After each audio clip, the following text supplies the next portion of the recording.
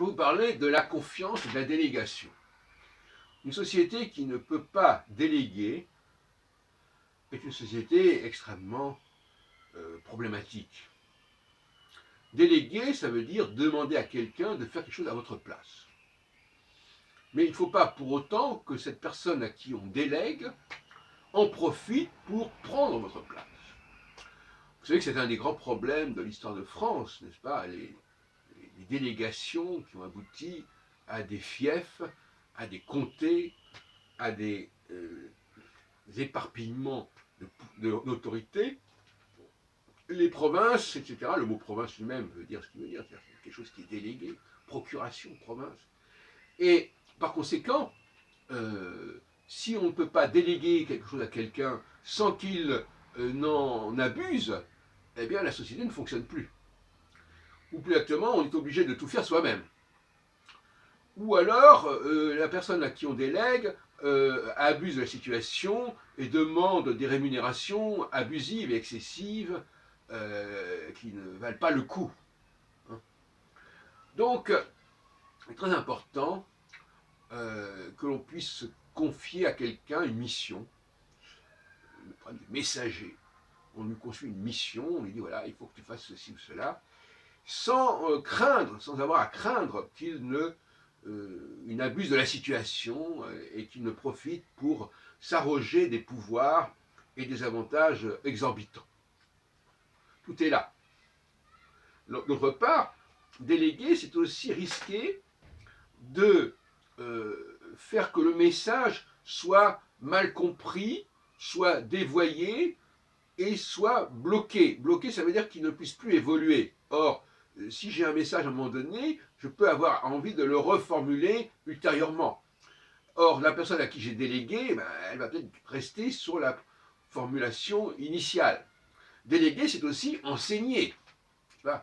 Et d'ailleurs, dans la Nouvelle Alliance, au sens du chapitre 31 de Jérémie, Dieu dit, voilà, je ne suis pas content de mon... Qu'est-ce que c'est qu'une alliance, sinon une délégation, finalement. Je ne suis pas content de cette alliance, il y a eu des excès, ça n'a pas été suivi, etc. etc. Désormais, je vais imprimer en vous mes enseignements. Il n'y aura plus besoin de les formuler et de voir comment la personne les prend ou les respecte. Elle va être obligée de les respecter et de les appliquer parce que ça sera en elle, ça sera gravé dans son cœur, c'est-à-dire dans son subconscient. Donc bien, vous voyez bien qu'une grande partie des relations fonctions sont à la merci d'un manque de délégation. Par exemple, effectivement, concernant l'imposition. Si les impôts, si on laisse les gens, par exemple, percevoir une TVA au nom de l'État, et s'ils ne reversent pas le montant de cette TVA, là aussi, il y a un abus de délégation. Donc, dès qu'il y a délégation, en prenant le mot délégation dans un sens très large, et même le député aussi est un délégué, un représentant. Et le représentant, c'est quelqu'un qui est délégué. Dès qu'on passe par l'intermédiaire de quelqu'un, il y a le risque que l'on soit trahi, que l'on ne soit pas respecté, que l'on se substitue à vous, qu'on vous remplace, il y a le risque d'imposture qui va se présenter. Et par conséquent, la confiance, c'est lorsque l'on peut se fier à quelqu'un ou à une classe ou à un groupe, et en sachant que les gens seront corrects, honnêtes, et qu'ils n'outrepasseront pas le champ de leur délégation, ils ne s'arrogeront pas des privilèges qui n'ont pas été prévus, et qu'ils feront remonter une partie des sommes qui aura été ainsi perçue, comme par exemple quelqu'un qui charge une personne de vendre un produit, ou même de le fabriquer, et il s'aperçoit qu'on ne lui reverse qu'une toute petite partie des sommes qui ont été perçues réellement, parce qu'on n'a pas tout déclaré, etc. Celui qui ne respecte pas les règles de la fiscalité, il est aussi quelque part quelqu'un qui fait un abus de confiance, tout simplement. N'est-ce pas? Il est un abus de confiance, abus de pouvoir. Dès qu'il y a délégation, il y a abus. Alors l'inconvénient, c'est que On risque de vouloir passer par des machines, parce que les machines ne trompent pas, ne trahissent pas, mais ça détermine une déshumanisation. Par exemple, on utilise des ordinateurs, alors qu'autrefois on avait des secrétaires qui tapaient, des sténodactylos, on avait des scribes, et maintenant on s'en passe. Et évidemment, le conséquence de cela, c'est qu'il y a du chômage.